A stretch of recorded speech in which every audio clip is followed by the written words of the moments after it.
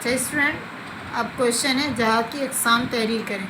اسی طرح جنگ اور جہاد میں فرق بھی موجود ہے، آگے یہ کویشچن بھی آیا ہوا تو اس لیے میں پورا اس کا شارٹ نوٹ پڑھ دیتی ہوں۔ جہاد کا مفہوم۔ جہاد کے لغوی معنی کوشش اور جدوجہد کرنا۔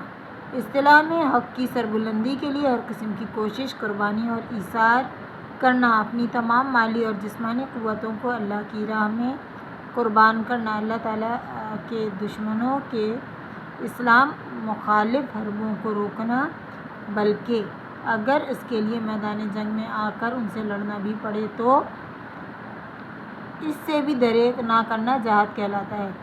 جہاد کی فرضیت۔ ہجرت کے بعد سن 2 ہجری میں جہاد فرض ہوا۔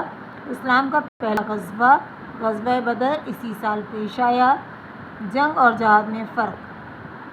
جنگ کا مقصد جاہ و جلال کا حصول اور مقتدر طاقتوں پر قبضہ کرنا ہے۔ مقتدر یعنی جو آپ کے اوپر قابض ہو جائیں، جبکہ جہاد کا مقصد اعلی کلمت اللہ یعنی اللہ کے الہ ہے۔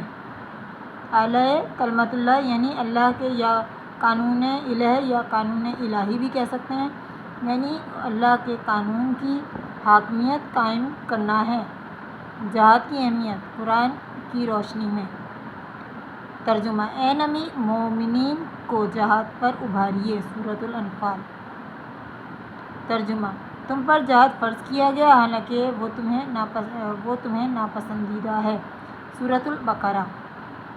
ترجمہ: اور مسلمانوں ان کافروں سے لڑتے رہو یہاں تک کہ فتنہ باقی نہ رہے اور دین پورے کا پورا اللہ کا ہو جائے۔ سورۃ الانفال۔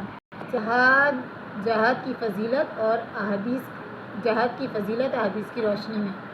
ترجمہ: جنگ کے دروازے تلوار کے سائے تلے ہیں۔ ترجمہ: ایک صبح کے لیے یا ایک شام کے لیے خدا کی راہ میں جہاد کی غرض سے شرکت دنیا اور دنیا کی چیزوں سے بہتر ہے۔ نمبر 3۔ ترجمہ: میں چاہتا ہوں کہ اللہ کی راہ میں قتل یعنی شہید ہو جاؤں۔ یا قتل کا ورڈ لکھنا ممنوع ہے، میں نہیں سمجھتی کہ آپ کو یہاں لکھنا چاہیے۔ پھر زندہ کیا جاؤں، پھر قتل کیا جاؤں، پھر زندہ کیا جاؤں، پھر قتل کیا جاؤں، پھر زندہ کیا جاؤں، پھر شہید کیا جاؤں۔ سوری، یہ حدیث ہے، لکھ دیں بھائی۔ پھر حدیث ہے، اس میں تو ہم امٹمنٹ نہیں کر سکتے ہیں نا، اس لیے بھائی آپ قتل کا لفظ لکھ دیں۔ جہاد کی اقسام۔ علماء نے جہاد کی مختلف اقسام بیان فرمائی ہیں، جن میں جہاد بالنفس، جہاد بالعلم، جہاد بالمال، جہاد بالقلم، جہاد بالسیف ہیں۔